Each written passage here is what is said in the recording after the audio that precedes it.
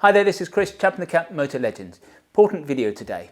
We now feel that the Neotec 3 has been in the market long enough for us to do a valid comparison with the Schuberth C5, obviously its nearest competitor.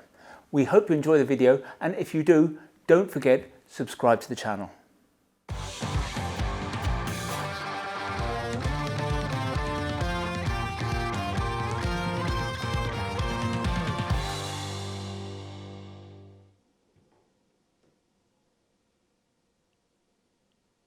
Okay, let me remove the suspense from a subject that's going, I suspect, to be hotly debated for many years to come.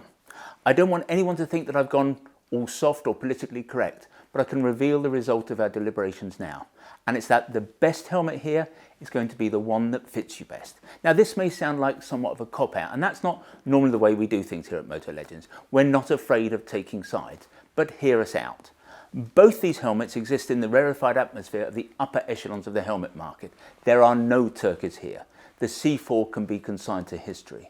But these helmets do pretty much the same kind of job, and they're very alike. Now, obviously, Shoei and Schuberth are very different companies, and they do things their own way, but it should surprise nobody that these helmets are pretty similar. It's often said that modern cars are all the same, as each manufacturer copies the other in order to leapfrog the competition. Well, the C5, when it was first introduced, borrowed a lot of design features from the Neotec 2, which had been around for quite a while. Shoei was aware of the C5 when it created the Neotec 3, so it shouldn't be a great surprise perhaps that there's not a lot of clear blue water between the two helmets. There are clearly some differences between them, of course, and in this review we will aim to highlight them all. Might even reach a position where we state that one of the helmets has more or better features than the other. But why would that matter if on you said helmet is uncomfortable, moves around at speed and doesn't give sufficient room, for example, around the chin? Remember, we're talking here about the difference between something like a high-end BMW and a high-end Audi. Both these helmets are excellent. Both are more than up to the job. Neither will let you down. Of course, you might be the biker driven more by attachment to a particular brand. Fair enough. Or it may be that for you the most important consideration is that the colour matches your bike. So be it. But if you're able to bring a degree of rationality to the purchase of your next flip lid, you'd have to conclude that either is going to be good enough. The truth is that you will not find a better flip lid than these two. And if you can accept this, then the key factor when trying to come to a conclusion about which is the helmet to buy has to be fit. And it's here that there is perhaps the clearest blue water. And that's because the two helmets do fit differently. The Shoei has a slightly more oval shape. The Schuberth has a slightly rounder shape. Now, both helmets come with changeable cheek pads and headliners to allow us to do a custom fitting. But these cannot always fully overcome the fact that the helmets start out with different internal shapes. The only way that you can really work out which helmet is going to work best for you is to try them on. Now, personally, we don't see the benefit of going for either of these helmets if you're not going to have them properly fitted. One of the reasons you pay more for an RI, a Shoei or a Schuberth is that they offer the facility to have the helmets custom fitted to your head. And frankly, if you're not going to take up this option, you might as well take potluck and go for something cheaper from the shelves of your nearest mega store.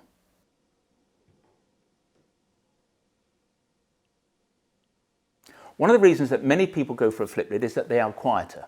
Flip lids, or at least good quality flip lids like the C5 and the Neotec 3, are going to be quieter than full face helmets, and that's because they have a much tighter neck roll. A tighter neck roll means that less air can get into the helmet, and less air coming into the helmet and reaching the ears means less noise.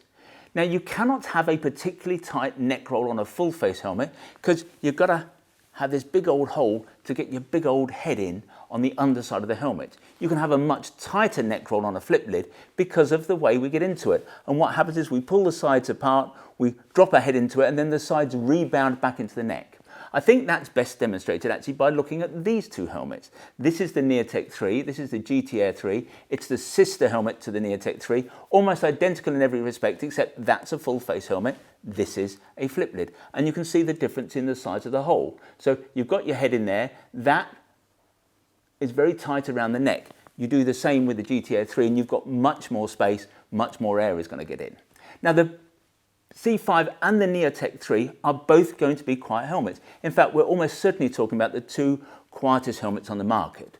We don't have a comparable decibel test, although Schuberth tells us that in their wind tunnel, the C5 rates 85 decibels at 100 kilometers an hour on an upright bike. The new Neotec 3 is certainly quieter than the Neotec 2. The Neotec 2 most of us consider to be a very quiet helmet, but when Shoei brought out the Neotec 3, noise was the main thing they worked on. So we figured that there is just not going to be a great difference between the C5 and the Neotec 3.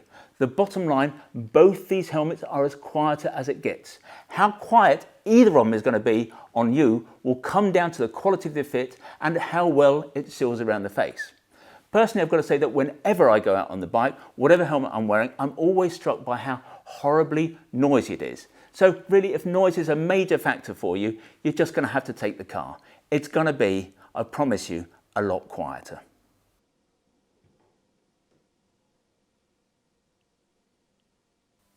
Both these helmets come with a drop-down sun visor, as you can see.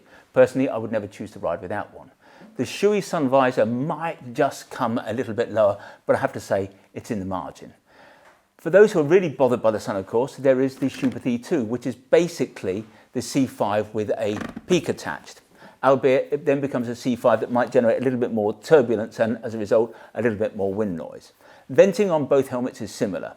I'm sure both brands would have us believe that their helmet is better, but basically on both helmets you get a couple of vents here on the chin and you get one on the crown. Certainly, none of our customers has commented adversely about either helmet, and I have to assure you, our customers are not backward about coming forward. Obviously, of course, you've then got, on any flip lid helmet, you've got the ultimate vent if things do get a little bit hot in the kitchen.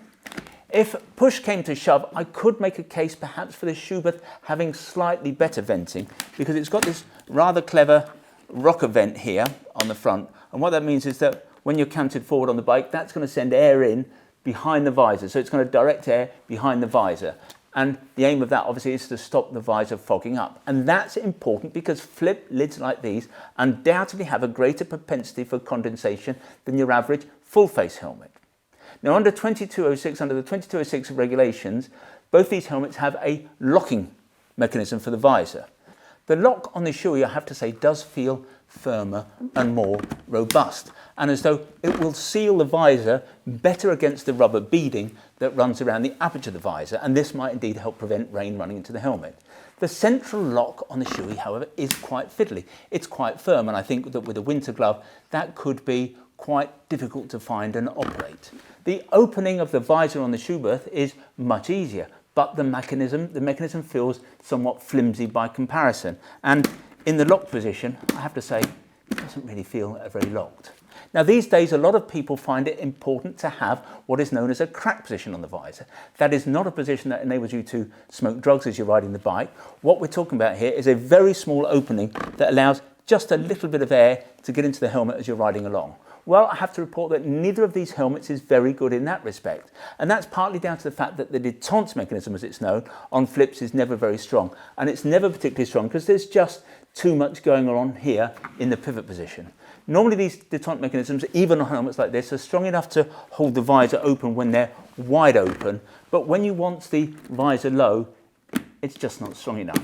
Now, one could contend that both helmets do have a small crack position, but in truth, what that crack position is just a position before you lock it. So, if you're moving at speed, you may be able to get a little bit of air in there, but my view is it's not a great position, it's just the non-locked position.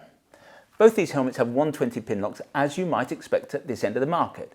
And as flip lids do have a higher propensity, a greater propensity to mist up, as I've mentioned before, having the best pin lock is important. And of course, a 120 pin lock is the best pin lock.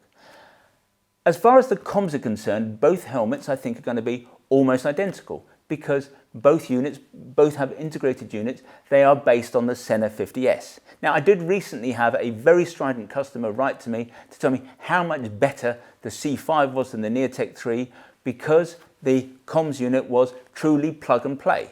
Well, that is true, it is plug and play, but I don't necessarily agree that he had a point. The Schuberth takes, 5 minutes to set up, the Shoei takes maybe 10 minutes. And over the 5 years life of the helmet, the 5 years at least that you're going to be wearing it, I don't think that's a particularly significant factor. Now, both comms units offer the option of going Bluetooth or mesh. In the real world, talk distances and talk times are going to be pretty similar, although Schuberth claims that on Bluetooth, their helmet has a 12-hour talk time, Shoei say on their helmet that on Bluetooth their helmet has an 8-hour talk time. I don't really understand why this could or should be the case. In both instances, the units, the comms are totally integrated. So the units themselves, the control panel and all the gubbins, they are built within the inside of the helmet. Now there is an interesting point here that came to light or comes to light because of ECE 2206, the new safety standard. And it's that if a helmet does have the facility for integrated comms, then that helmet has to be tested for impact with the comms installed. So both of these helmets will have been tested with all the comms installed and they will have passed. If you buy a helmet and stick a great big box on the side, then actually there's no telling how the helmet is going to perform if you do have an accident. Both visors are rated Class 1 for optical quality. Both visors are easy to take off and put on once you've mastered the simple technique. There is, however, one thing that we've learned about the Neotec 3 since it was released. Now, as part of Shoei's effort to make the 3 quieter than the 2, they have given the helmet a flatter, rounder chin piece or nose, so the helmet moves through the air more smoothly. And they've done that because if the helmet is moving through the air more smoothly, there's less turbulence, and that is going to reduce the amount of noise. But what we've noticed is that it has made the helmet noticeably tighter, not hugely, but a little bit tighter around the chin. And we've had customers who have come in, they put on the Neotec 3 having had a Neotec 2, and they just haven't been comfortable in the chin area. So if you do have a prominent chin, you should also try the C5 because I think that may work better for you. Now, some people, for whatever reason, obsess about the weight of the helmet. Although the truth is that this side of a full-on BSB ride, the weight of the helmet is going to make little difference to most riders, especially if you're riding a sport touring bike or an adventure bike at road legal speeds. But for the purposes of comparison, we weighed these two helmets in size medium with the comms fitted. The Shoei weighed 1,850 grams, the Schuberth weighed 1,750 grams. That, of course, is not race helmet light, but there's a lot going on in helmets like this. And, of course, they do also have the comms with the speakers and everything fitted. The difference between the two, however, is just 100 grams. Now, that's less than 2 poached eggs. And the chances are you had more than that for breakfast.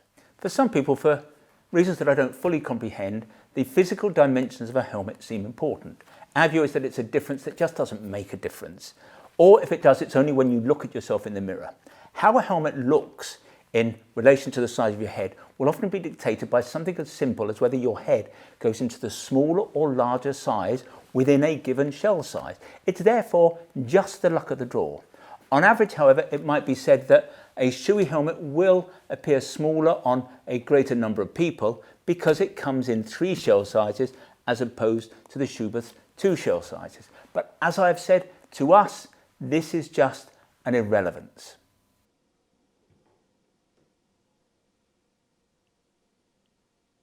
Shoei has been offering different liners and cheek pads for its helmets for years. The system is proven and works well. Basically, with pretty much any size of Shoei helmet, we can fit thicker or thinner cheek pads, thicker or thinner headliners. In essence, what this does, it allows us to fill the gaps between sizes. So we can take a medium helmet and make it a little bit larger. We can take a large helmet and make it a little bit smaller, almost but not quite meeting in the middle. Where the Shoei system might not work is where somebody has a very round head because, as we've discussed already, a Shoei shape is a little bit more oval. Unfortunately, going up a size of helmet doesn't always give us the answer because when you go up in a size of helmet, it's larger all the way round. So you may then have a situation where it fits better on the sides, but it could then be too long front to back. You can also have a situation where, therefore, because we've gone up a size, the cheeks are too loose. Now, don't misunderstand me. The Shoei system is as good as it gets, but there are limitations. The Shoei system, it's got to be said, is also really easy and simple to implement. In fact, you could train a monkey to change the liners in a Shoei, which is why we can never understand why so many retailers still don't offer this service.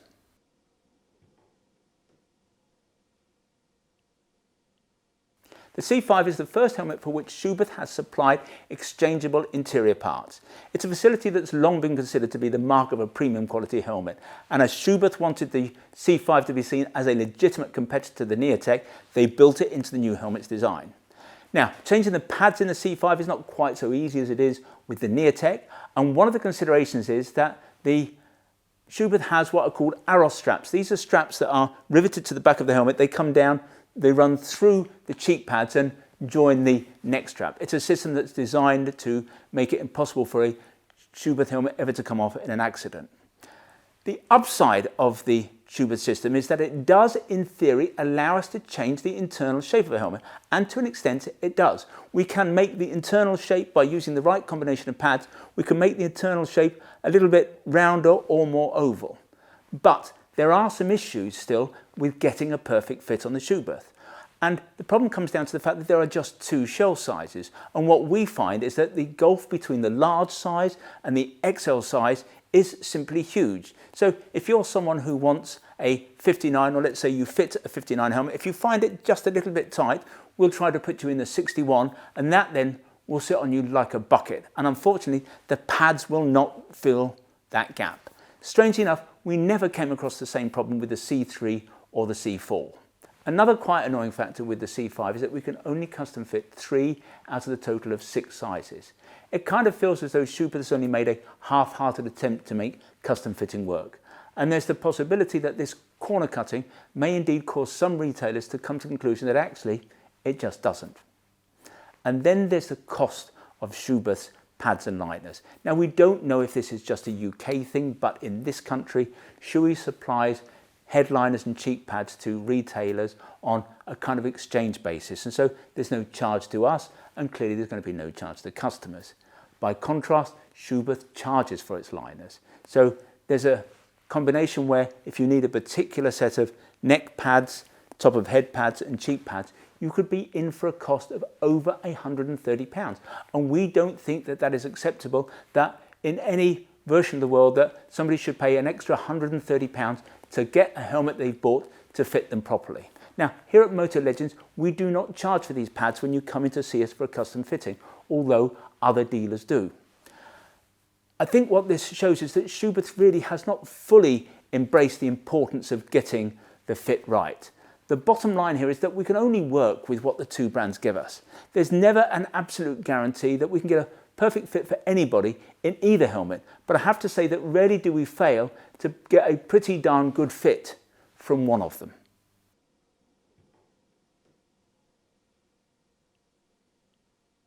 And so we come back to our original starting position. There is no clear winner here. Now, here at Motolegends, the truth is that we probably still have a marginal preference for the Neotec. With its 3 shell sizes, we feel that we can achieve that perfect snug fit more often and on more people than we can with the Schuberth. Subjectively, perhaps, we also think that the Shoei feels a little bit more solid and better put together. We also cannot totally forget the debacle that was the C4. Clearly, the C5 is a very different helmet to the C4, but we kind of feel that we would never have been let down in the same way by Shoei. But all of this, it has to be said, is in the margin, really. The bottom line is that if the Schuberth fits you better and feels more comfortable, that's emphatically the helmet you should go for, and vice versa with the Shoei. I kind of feel like one of those motorcycle road testers who won't, in their conclusion, come down in favour of one particular model over the others in fear of upsetting the manufacturers who supplied the other bikes. Well, it's not that often that we sit on the fence here at Motolegends, but that's the painful position in which I find myself in today. Both of these helmets are equally competent, both of them are excellent, both of them are very impressive. Your decision as to which helmet you go for should be based on 3 main factors, 3 critical factors. The first is fit, the second is fit, the third is fit. And I think on this matter we can be definitive. One of these helmets is going to fit you better than the other. Well, usually. If you want to see more motorcycle helmets, visit motolegends.com. If you want to learn more about these flip lids, then if you click on one of the links on the screen, sometimes they're up there, sometimes they're down there, that will take you to a dedicated page on the website. When you're there, you can check out the spec on these helmets in a little bit more detail. You can check on availability, and obviously if you want to buy one of the helmets, you can do that there and then. Now, when you do buy from us, we try to make the process as simple, straightforward and risk-free as we possibly can. There's no delivery charge on any item of protected wear that you buy from us. Returns are totally free, and what's more, we give you a full 12 months in which to decide whether you do want to return something to us. We have the best price promise in the business. Now, John Lewis was rightly famed for its never knowingly undersold price promise. We go one stage better. If you can find anybody selling anything that we sell at a price that is lower than ours, we will beat that competitor's price by a full 10%. Now, there are a few terms and conditions associated with what we call our price beat. Nothing particularly onerous, I can promise you. But if you are going to check us out, if you are going to price beat us, I suggest you go over to the web and check out what those terms and conditions are. If in the future you'd like to receive bulletins from us about new products, then if you go to the website, there's a piece of script at the top of the page that says newsletter sign up. Click on there, within seconds you'll be in business. If, however, you prefer to get your information videographically, that is to say in this form, we'd be simply delighted if you want to become a subscriber to a YouTube channel, and you can do that by hitting the button below. Finally, I'd like to make mention of our fabulous little shop here at Motolegends. We are based about a mile from the centre of Guildford, a mile from the railway station. And as I've suggested, it's a small shop, it's got a small footprint, but it's attached to our warehouse where we have more than £4 million worth of stock arranged over 3 floors. Technically, that makes us the second largest motorcycle apparel shop in the country. But we like to think that we are more than just the amount of merchandise we have in the building. We are about service, we're about personal fitting.